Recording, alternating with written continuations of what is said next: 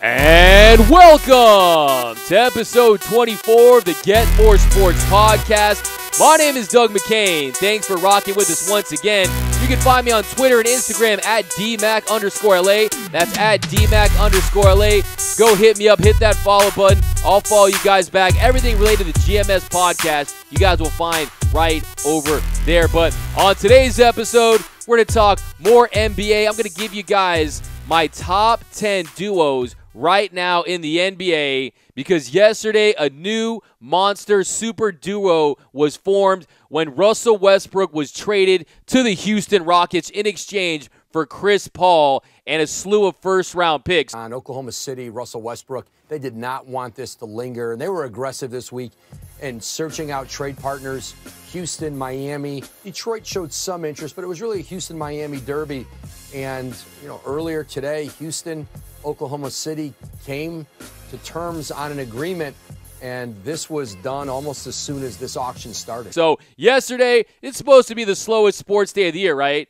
That's the day where you catch up on movies, do some binge watching, you do anything but watch sports. And Agent Wojnarowski, he dropped the Woj bomb, reporting that Russell Westbrook had been indeed eyeing a reunion with James Harden, and they will link up once again. They played together 7 years ago. Of course, it was different 7 years ago. James Harden was coming off the bench, and he was 22 years old. Russell Westbrook was 23, and they made it to the NBA Finals.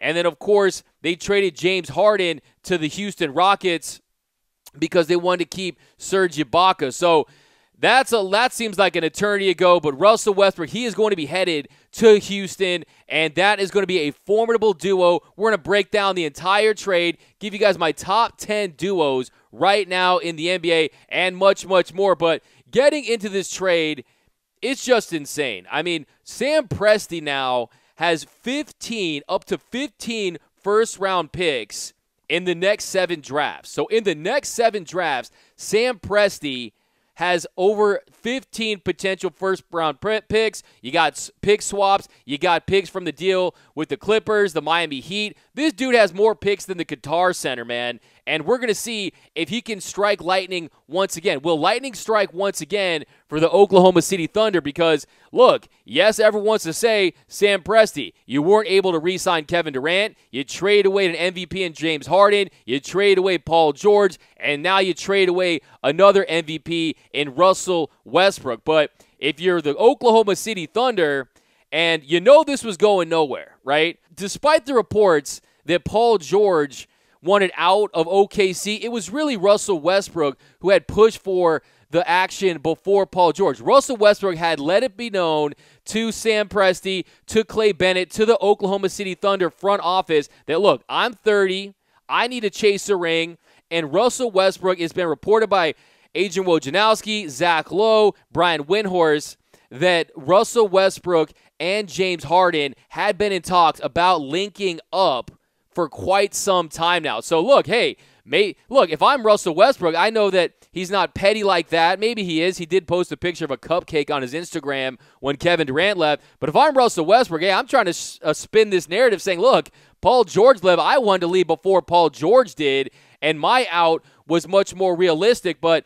it all worked out, and they just saw this as a way to push the reset button for Westbrook, for Paul George, for the Oklahoma City Thunder. And like I told you on Wednesday, I knew that the Oklahoma City Thunder had too much respect for what Russell Westbrook has done for this franchise. He is Mr. Thunder. He's going to be the first statue ever built outside of the Chesapeake Bay Arena.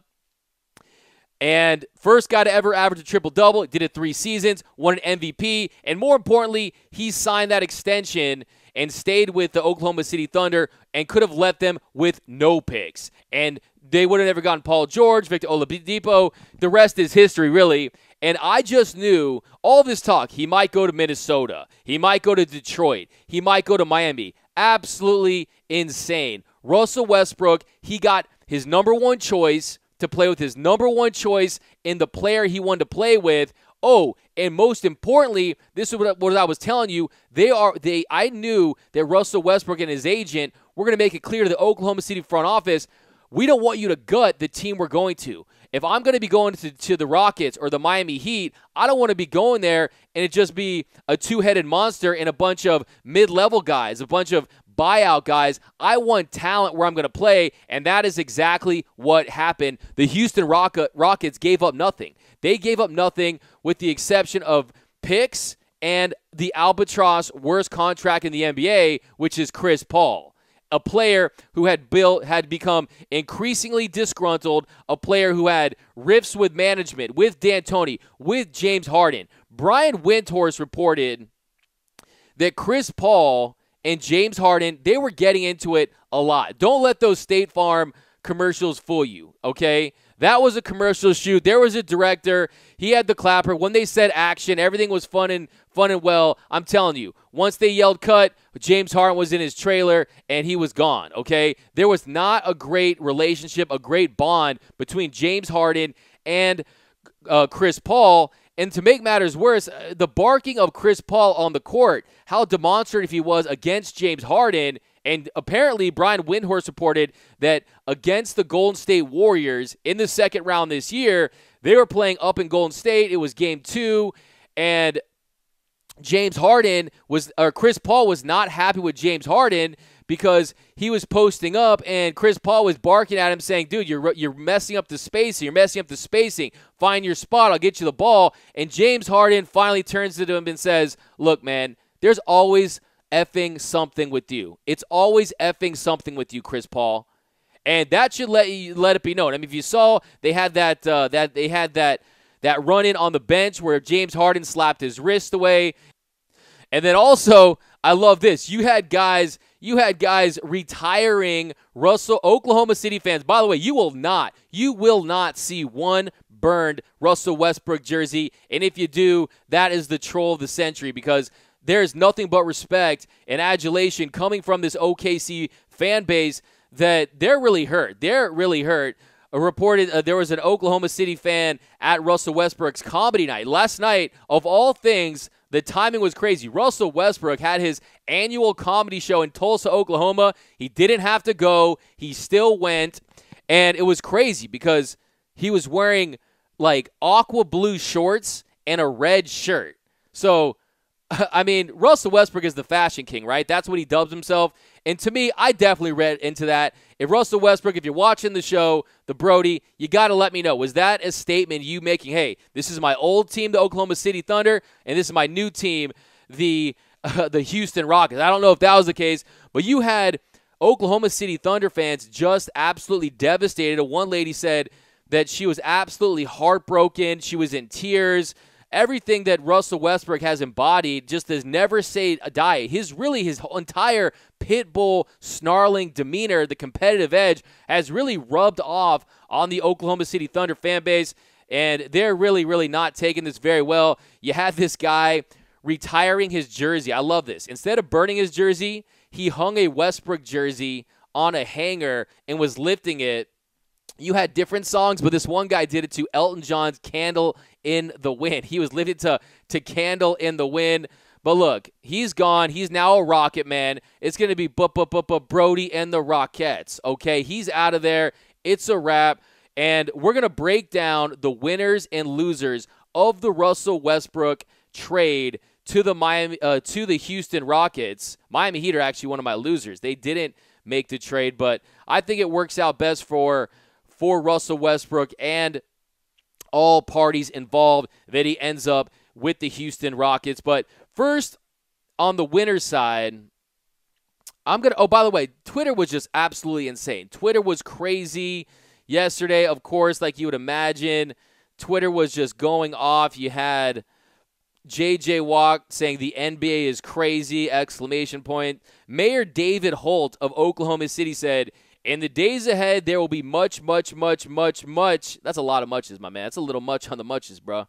Much more to say about what Russell Westbrook has meant to OKC. I can't even begin to process it all now. 5 heart emojis. I love that. You got a grown man, mayor of OKC, doing 5 blue heart emojis. But for tonight, holy cow, you can't make this stuff up. We traded our greatest love, our first love. So he said we trade our greatest love for our first love, and what he's saying with that is that during Hurricane Katrina, when the New Orleans Hornets were displaced because of that, they played in Oklahoma City. So if you want to look up a crazy rare jersey, check out Chris Paul rocking an Oklahoma City New Orleans Pelicans jersey. This other guy posted a picture. This kid was hilarious. What was his name? Sam Baker 58 tweeted a picture of him wearing a Chris Paul Oklahoma City Hornets jersey saying, "I was born for this day!" ! I knew this jersey was meant for today. That kid's hilarious. And then D Wade, he tweeted, "Well, damn," emoji where you're kind of, scratching your chin. Then Trae Young tweeted, "This league is crazy, y'all, but y'all already knew that." Yes, Trae Young, we definitely knew that. This league is insane. The player mobility is absolutely incredible right now. We've never seen anything like it. Only 8 of 24 players from the 2017 NBA All-Star Game have remained with their original team. So only 8 of the 24 players in the All-Star Game that year are on that original team. I mean, half of that's the Warriors, right? But Steph Curry's actually the longest remaining player for the Warriors on that team. But it's just insane what you see here with the NBA and Russell Westbrook. But yeah, to think that the Seattle Supersonics, both Russell Westbrook and Kevin Durant, were drafted when the Thunder were the Sonics, and finally the Thunder are officially now in complete rebuild mode, depending on what they do. I know that Sam Presti has said that he's going to work with Chris Paul to find a destination for him. We'll talk about that more in just a second. But now we're going to go to the winners. The first winner of the trade is the Rockets championship odds. The Rockets championship odds, they went up 5 spaces. Now they are the 4th odds-on favorite. Hey, I'm a big wise guy. I'm big on Vegas odds. I was checking that stuff long before. I mean, those guys know things, okay? And I'm telling you, that's a lot of movement. Going up 5 spots right there. Now they are the 4th favorite to win the NBA title at 7-1. They trail the Bucks at 9-2, Clippers at 4-1, Lakers at 7-2, and then after the Rockets, you got the 76ers, Warriors, and Jazz rounding out the next year's NBA favorite. So the Rockets now are the 4th team, and it's all, to me, like, trust me, it's not just Westbrook. If they had made that trade and Eric Gordon was included, Clint Capella was included, Chris Paul along with them, and it was about salary cap dumping, and it was a salary cap move, I'm telling you, those odds wouldn't have jumped, but it was the fact that they were able to retain their entire core. Basically, you're getting the Rockets, but instead of a 34, 5'11", aging point guard that's always injured in critical games, you are getting Russell Westbrook, who's still 30 years old, and he's not the fastest player in the NBA right now. If you look at the analytics, if you look at sports science, Russell Westbrook is the fastest player in NBA history. I don't want to hear about Allen Iverson. Allen Iverson was extremely quick, but he was 5'11", okay? Russell Westbrook is pushing 6'4". He's got the strides. My man is a gazelle out there, and Russell Westbrook doesn't miss games. Russell Westbrook is going to be very, very durable, so you're going to see that, and it's really going to be crazy to think what the Rockets can be because when you think about it, the Houston Rockets, they have had to rely on Chris Paul, but he's never played in the crunch time, the clutch games. They're supposed to be clutch city. He was out in Game 7 with a hamstring injury, right? Russell Westbrook has missed 12 games in 5 years. 12 games in 5 years. Russell Westbrook, yes, he's had knee surgeries. Yes, he's had his knee scoped for maintenance. But I'm telling you, Russell Westbrook is a guy, he will play through injury. He will be available.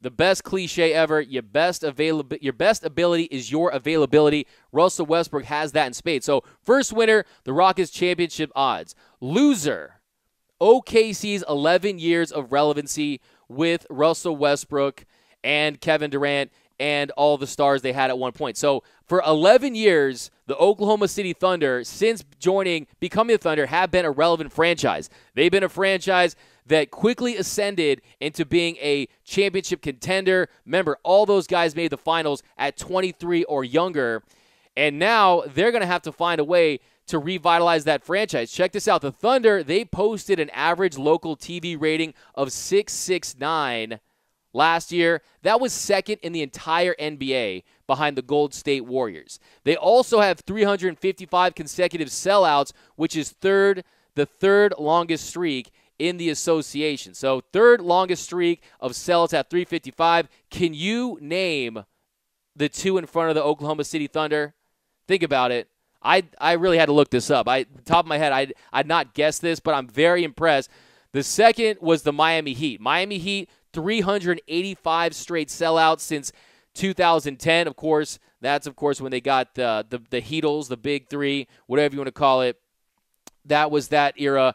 And then the Dallas Mavericks. The Dallas Mavericks are number one in the NBA with most consecutive sellouts at 751 games, dating all the way back to December 15th, 2001. Shout out to Mavs Nation. Shout out to my friend Jimmy Crowther of all things Mavs. He started the hashtag Mavs Fan for Life, and those fans are very dedicated. So that's going to change too. We'll see what Oklahoma City's done. So loser, Oklahoma City's 11 years of relevancy. Winner, Clint Capella. So Clint Capella, a lot of people say they may have overpaid for him, but he has the highest. So check this out. The two highest passer to score assists per game for duos last year were James Harden and Clint Capella at 2.9 assists per game, and then Russell Westbrook to Steven Adams at 2.5 assists per game. So those are guys. So basically what that tells you is James Harden and Russell Westbrook, they are guys who are the best roller assist men in the NBA, because Clint Capella, 78% of his baskets come on assisted shots and shots inside the paint. Remember, at the Get More Sports podcast, we bring in facts to the fight here, and that tells you that is going to be a major scoring machine right there. That is going to be great for the Houston Rockets. And look for Russell Westbrook on that screen and roll, that dive. They got to pick. You got a split second to decide, do you want to guard Westbrook as he gets to the rim, or do you want to guard Clint Capella on the lob? That is going to be easy buckets all day, every day. Then loser, we got Chris Paul. So, like I always like to say, the NBA comes at you fast. It does. You age quickly. You aging like milk. Not a lot of guys are aging like wine in the NBA. And really, that window of prime, when it starts to decline, things happen. It's a business. Teams will move you. But if you're Chris Paul, let's look at this timeline. You're the point guard, right? That was your nickname. With the Los Angeles Clippers, you force yourself out of the Clippers to get to Houston, and then you wear on Houston, and then you get shipped to Oklahoma City in a complete rebuilding mode with the worst contract in the NBA. I'm telling you, like I always like to say, if it stinks everywhere you go, it's probably you, Chris Paul. And he just can't help himself. He wears thin on his teammates. He's an alpha dog. He thinks he's an alpha dog, but does not take a step back, does not like to adjust and remedy any of the situations that develop with his teammates. If you look at it, Chris Paul has $124 million left on his contract, right? So it's just a terrible contract. He's in year 2 of a 4-year, $160 million deal. And when I call him a loser, I just mean that he's a loser in this situation, because you're making $160 million. You're not a loser by any stretch of the imagination. Chris Paul, you want to switch places? Let's do it. Hit me up. I'll do that right now. But when I say loser, I mean that his collective bargaining. So just a little history here. Chris Paul was the head of the Players Association that completely renegotiated the new collective bargaining agreement, which instituted the new deal, which allowed players to get more money, to get supermax contracts, right? Now he sees himself in a position where you might be talking buyout, and that would be the biggest buyout of all time. I don't even know how to even estimate the buyout and the stretch provisions on that. But if you're talking if you're Chris Paul, you were the ringleader, you were the figurehead of that movement to get all your money. So the whole idea is we want every single penny of the contract we sign, and then you might be the first guy to sign a buyout on a supermax. I mean, you just could not predict this stuff. You would never in a million years think that not only would he'd be a dead asset like this. So think about this. They didn't just trade him. They trade him with a war chest, a treasure trove of first-round picks. So that just tells you. But apparently the Miami Heat are interested in Chris Paul. You never know. Maybe they want that. Michael Jordan, he's made some moves in haste in years past. Maybe you send him back to North Carolina, and he plays for the Charlotte Hornets, where he went to college at Wake Forest. By the way, one of my favorite sports stories ever is Chris Paul. So Chris Paul's granddad, I should say, was the first African-American to own his own gas station in North Carolina. And at 63, he was murdered. And Chris Paul found out about that on that night. He was only a junior in high school, and my man dropped 63 points in honor of his late granddad. I salute you for that, Chris Paul. That's the one. I love that sports story. But Miami, if I'm the Miami Heat here, Miami Heat, if you're listening to me, Pat Riley, Eric Spoelstra, this is an organization that does not need to roll with Chris Paul. Because, look, Chris Paul and Jimmy Butler, they both want to pound the rock. They want to handle the rock, and they're not going to complement each other. Don't do it. I know you had success with Tim Hardaway, but Chris Paul is going to be 34. I'm telling you, Miami Heat, do not take a flyer on Chris Paul, because if you do, you just that M in Miami is going to be mediocrity, okay? You're going to be a middling team, and look, you don't even know what you're going to get for him. He's averaged 64 games as a Houston Rocket. So his guys miss a lot of time. Do not take a flyer on that. I think really Chris Paul, I think at the end of the day, unless the Miami Heat can convince themselves that Chris Paul is their guy to pair with Jimmy Butler, and to me, if I'm the Miami Heat, man, you got the assets, you have the young talent. If you're going to trade in those chips, do it for Bradley Beal. He's a Gator. He's from Florida. He's really one of the most underrated players that still is in his prime. That is the key word, prime. You want to keep players in your prime. I would much rather make that move, even if it meant bringing on John Wall. John Wall's younger. So, look, Miami Heat, if you want some advice, hit me up. I'm telling you, do not take a flyer on Chris Paul. This is not a slight on Chris Paul, but I'm telling you, you cap out your team, and it's a wrap for your organization for the next 5 to 7 years. But I think what happens with Chris Paul ultimately is he does get bought out. I think the Oklahoma City Thunder, they're going to want to avoid that luxury tax, and they're going to buy him out, and then we'll see where he signs. So then the next winner, I got Steven Adams. Steven Adams, he's one of the strongest, burliest rebounders in the NBA, but he's had to sacrifice so much playing with Russell Westbrook. I mean, his career rebounding rate is almost on par with Andreas Bargnani, one of the worst big man rebounders of all time. So Russell Westbrook got a lot of those boards. And the other winner, I got Russell Westbrook. So like I said, he gets to go. You're pairing two MVPs still in their prime. He's going to have shooters for the first time in his career. In his career, I ran the numbers here. In his career with the Oklahoma City Thunder, if you average those years, the Thunder were the 22nd worst three-point shooting team in the NBA in his time with Oklahoma City. That means that you got a guy who is the fastest player in the NBA. Shooting is not his strength, right? But it wasn't Magic Johnson's strength either. It wasn't a lot of great players' strengths to be a shooter. And you pair him with guys who can't shoot, and then you wonder why they don't win. Now you pair him with guys like Eric Gordon, one of the best sharpshooters in the league, James Harden, guys who can get crazy buckets. P.J. Tucker, he's pretty much mastered that corner three. And then also Mike D'Antoni, their whole system is predicated not on efficiency, it's predicated on volume, okay? And Mike D'Antoni's going to look at Westbrook saying, hey, man, I'm not looking at your percentages. Go let it fly, baby. If you get to the rim, if you start getting back cuts, all we want to do is space the floor out for you, and we want to get you open threes if it's there. But really, they're going to use Westbrook as a way to get to the rim. Maybe he cuts down on his mid-range shots. Maybe you start seeing – if you look at back when he played with the Thunder, they ran one set, which was a double pin-down screen with Kevin Durant, and Russell Westbrook did a back cut on baseline. They scored a ton on that, but really they went away from back cuts with Russell Westbrook, and I think you're going to see Westbrook embrace a new challenge. It's James Harden's team. I'm not going to say it's Russell Westbrook's team because it's James Harden's organization, and I think you're going to see that. Then loser, I got Billy Donovan. Now, Billy Donovan, you know what? I bet you're feeling some regret right here. My man, Billy Donovan, one of the proteges of Rick Pitino, you should have stayed in college. You should have taken that UCLA job because, trust me, UCLA would have taken Billy Donovan. UCLA would have waited to the offseason for Billy Donovan. And then as a backup, you should have taken the Michigan job. Both those jobs, elite, top-tier jobs, and Billy Donovan should have taken it. Now he's stuck in well, I guess he's going to be, you know what, maybe staying in Oklahoma City will be the right thing because now he's going to be surrounded by just first-round picks and college players, and that's what going to be the deal for Billy Donovan. But he had Kevin Durant, Russell Westbrook in his prime, in their absolute prime, and you can't win, you can't get over the hump.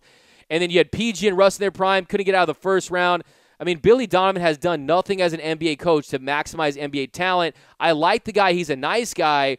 But to me, Billy Donovan, he doesn't have the tactical schematics to really make it happen in the NBA. He's just he's not your X's and O's out of timeout guy. And if you're not that, then you got to be a master motivator. You got to be Doc Rivers. You got to have that certain je ne sais quoi, that charisma that gets NBA players to run through a wall for you, and I just don't think that Billy Donovan has that at the NBA level. In college, he can use that military approach, that firmness to do it. I'm just telling you, Billy Donovan, you should have taken the UCLA and Michigan jobs. Then for winner, I got Mike D'Antoni. Mike D'Antoni, he's going to be able to run this back, a team that flirted with the finals.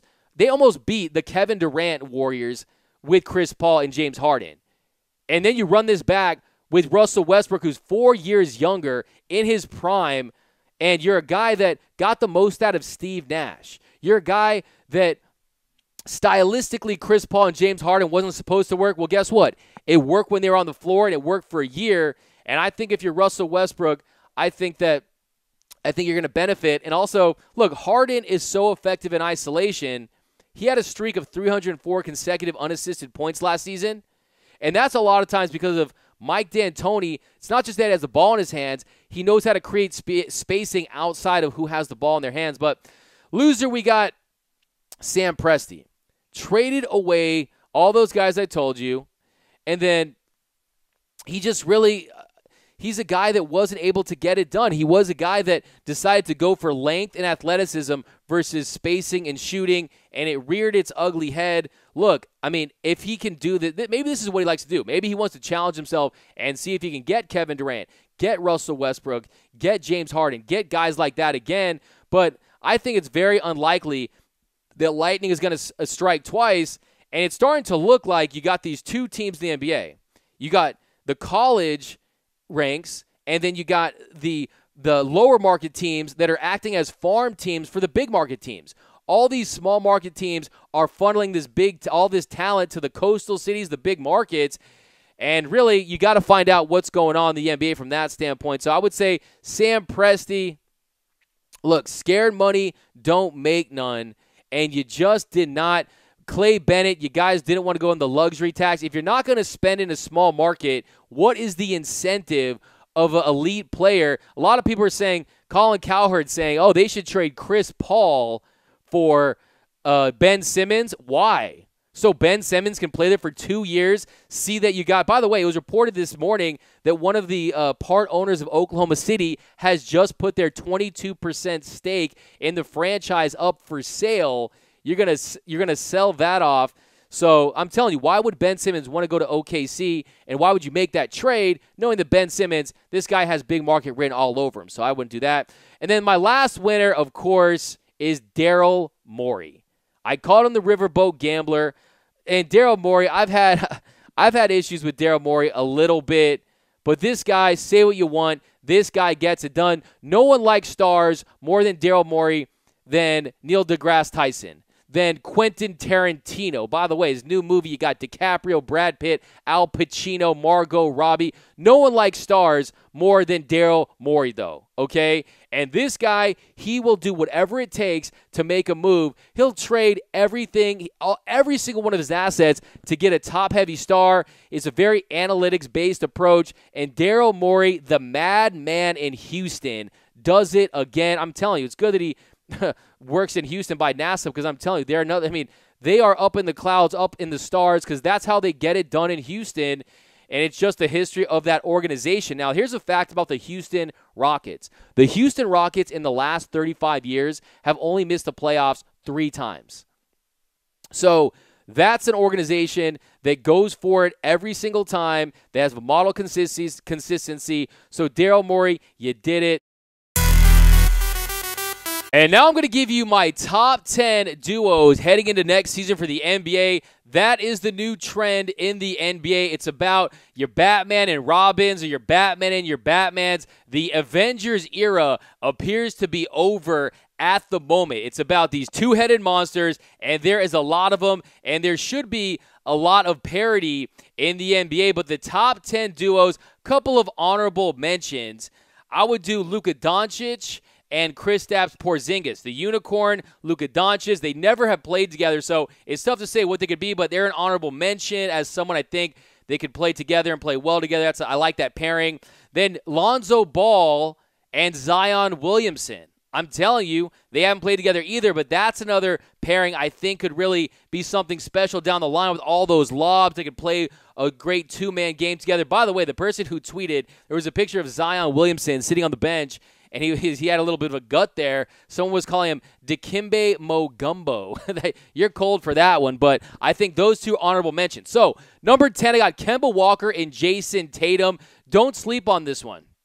I don't know if they're a championship caliber one, but Jason Tatum, he's still ascending. Kemba Walker is a very clutch scorer, and to see him with Brad Stevens' offense, he's definitely a more willing passer than Kyrie Irving was, and I think a guy that's willing to work with Jason Tatum. So I got that number 10. Number 9, Mike Conley and Donovan Mitchell. This is one where I think if they had experience together, it would be higher on the list because I'm very, very high on the Spider, Donovan Mitchell. They both play defense. And high IQ, these guys have it in spades. Mike Conley is a floor surveyor, a floor general. He also has a lot to prove. I got them at number 9. Number 8, I know some people might think I have this low, but Damian Lillard and CJ McCollum.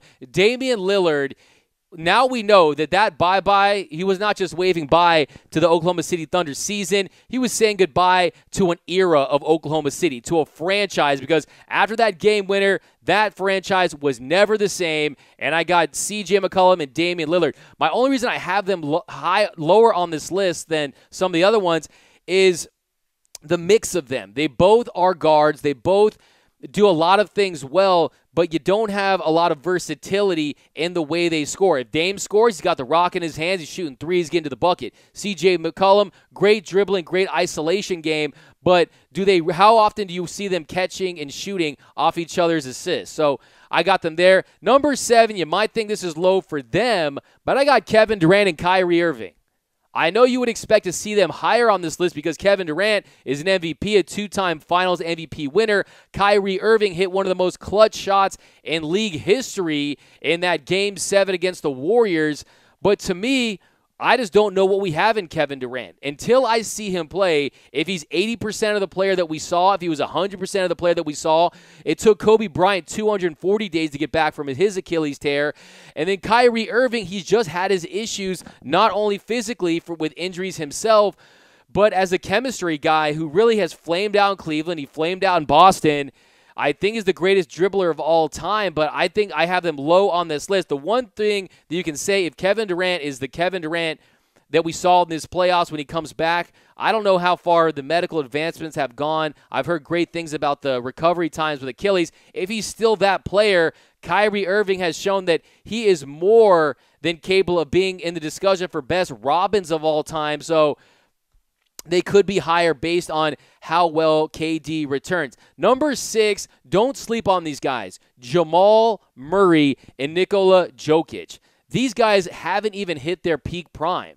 These guys, there's a reason why the Nuggets extended Murray when they did. I think it's really the beginning of something really, really big in Denver with these two. They play so well off each other. Jamal Murray can catch and shoot off of Jokic's assists, and then also Jokic can return the favor on his own pick and pop. So they play so well with each other. It's almost like they have the potential, I know this is crazy, but to be a more explosive version of Stockton Malone. I'm talking about 30 and up points because I'm telling you, Jamal Murray is a clutch shot maker. He's a dog.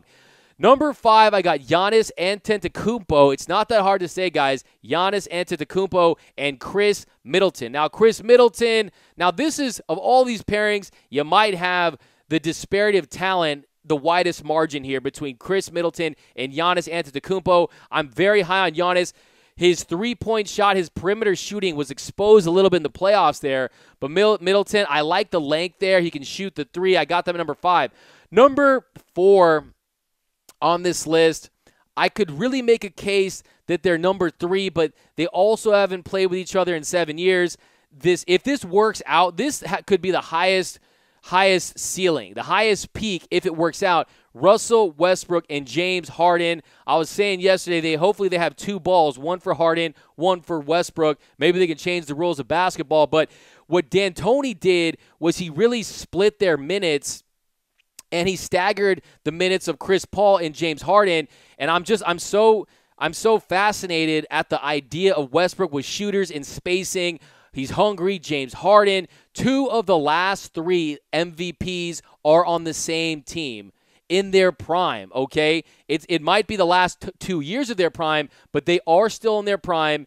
And I just think they're dangerous. They're explosive. Of this list, they can get as hot as just about anyone. Next, at number 3, I'm going to go with Paul George and Kawhi Leonard. So they have the crown as the best two-way tandem in basketball. Offensively, defensively, they're both lockdown defenders. I love Paul George's length paired with Kawhi Leonard's length as well as defensive stoppers. Just elite wing players. Their primes have aligned really well. My only concern is I've watched a lot of Paul George, and I wouldn't say he's an alpha dog. He's a talented player. He's a skilled, refined player. When he's on, but he's a guy who, I'm telling you, man, he's very high isolation. He dribbles more than he should. He's a guy that really gets most of his points by creating himself. Yes, he can catch and shoot at times, but he's very timid, and I just don't know if he's just going to grab the bull by the horns alongside Kawhi Leonard like they think he is. Another guy who's quietly dealt with some serious injuries. That fractured leg was horrific, and then multiple shoulder surgeries. And when you're talking shoulder surgeries, you're talking about affecting your shooting touch. So I could easily flip-flop Westbrook and Harden because I think the key thing there is Kawhi Leonard has just came off a championship with the Toronto Raptors, where this dude was saying that he was the walking dead in the locker room after because he was so tired. Do you really think Kawhi Leonard is going to just jump out of the gates with his hair on fire with the Clippers? I don't think so. I think he's a guy they're going to load manage, and I think he's a guy that I don't think are as hungry as Russell Westbrook, James Harden, and a Houston Rockets organization that's trying to get their first title since 1995. But for right now, the greatness of Kawhi Leonard as the greatest player in the NBA, I got him at number 3. Number 2, don't tell me this is too high for these guys. I don't want to hear anything about Klay Thompson's ACL injury. I got the Splash Brothers, okay? I got Klay Thompson and Steph Curry coming in at number 2. Only unanimous MVP, Steph Curry. You got Klay Thompson. You remember, they won 73 games as the key parts of that team before Kevin Durant, and they are, without question, the best shooting backcourt of all time. Just look at these numbers. Steph Curry alone has the number 1, 2, 3, 4, 5, and 9 spots of most made threes all time. Curry's had seasons of 402, 324, 286, 272, and 261 made threes. Okay? Klay Thompson has 4 of this. Has 4. So Steph Curry has 7 of the top 9 spots all time.